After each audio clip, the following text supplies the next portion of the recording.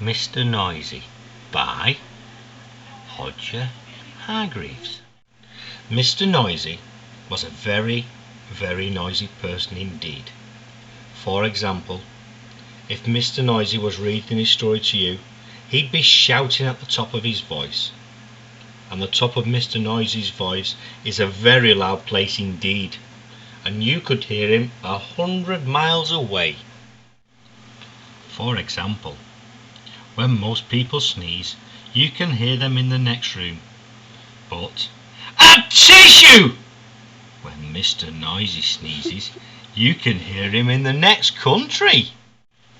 Now, this story starts when Mr. Noisy was asleep, in bed, in his bedroom, in his house, which is on the top of a hill.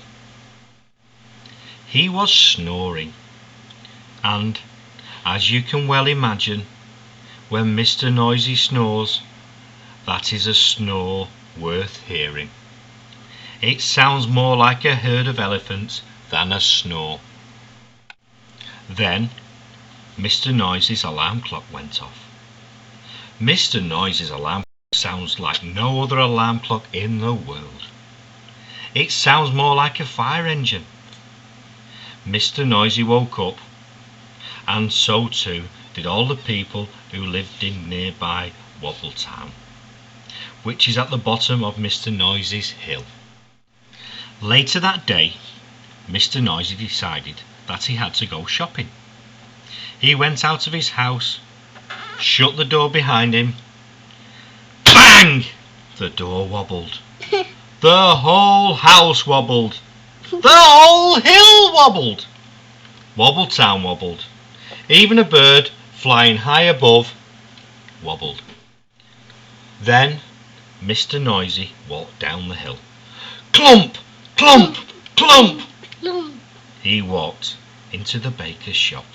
Crash! Went the door as he opened it. Bang! Went the door as he shut it. I'd like a loaf of bread! Boomed Mr. Noisy to Mrs. Crumb, the baker's wife. Mrs. Crumb trembled and sold him a loaf. Then Mr. Noisy walked along the street to the butcher's. Clump! Clump! Clump! Clump! He walked into the butcher's shop. Crash! Went the door as he opened it. Bang! Went the door as he shut it. I'd like a piece of meat! Boomed Mr. Noisy to Mr. Bacon the butcher. Mr. Bacon trembled and sold him some meat. Afterwards, Mrs. Crumb met Mr. Bacon in the street. We really must do something about Mr. Noisy being so noisy, she said. Absolutely, replied Mr. Bacon. But what? I know, said Mrs. Crumb, and she whispered into Mr. Bacon's ear. Mr. Bacon smiled a small smile, which grew into a broad grin. Mrs. Crumb, he said, I think you have the answer. The following day, Mr. Noisy again went shopping down Wubble town. Clump! Clump! Clump! He went into Mrs. Crumb's shop. I'd like a loaf of bread! He boomed. Sorry, what did you say? Asked Mrs. Crumb, pretending not to hear. I'd like a loaf of bread! Mr. Noisy shouted. Sorry, said Mrs. Crumb, putting her hand to her ear. Can you speak up, please? I'd like a loaf of bread! Roared Mr. Noisy. Can't hear you, replied Mrs. Crumb. I like... Mr. Noisy gave up and went out. Mr. Noisy went into Mr. Bacon's shop. I'd like a piece of meat, he boomed. Mr. Bacon pretending not to notice. I'd like a piece of meat, Mr. Noisy shouted. Did you say something? asked Mr. Bacon. I said I'd like a piece of meat, roared Mr. Noisy. Pardon? Said Mr. Bacon. And Mr. Noisy gave up and went out and went home and went to bed, hungry. The day after, Mr. Noisy tried again. He went into Mrs. Crumb's shop.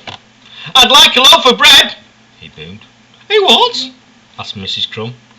And Mr. Noisy started shouting at the top of his voice, "A loaf of—" And then he stopped, and then he thought, and then he said quietly, "I'd like a loaf of bread, please, Mrs. Crumb."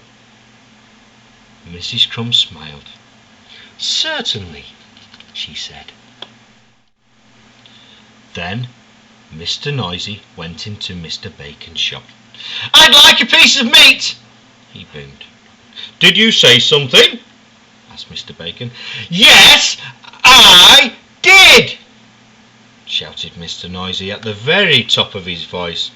"I said I'd like a—" And then he stopped, and then he thought, and then he said quietly, "I'd like a piece of meat, Mr. Bacon."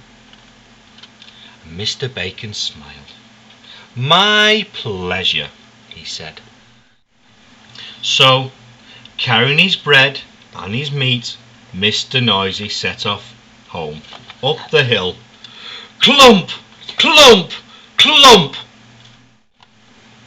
And then he stopped, and then he thought, and then, do you know what he did? He tiptoed, that's right. A tiptoe was something Mr. Noisy had never tried before, and it was fun. Mr. Noisy arrived at his front door. He put out his hand to open the door, and then he stopped, and then he thought, and then, do you know what he did?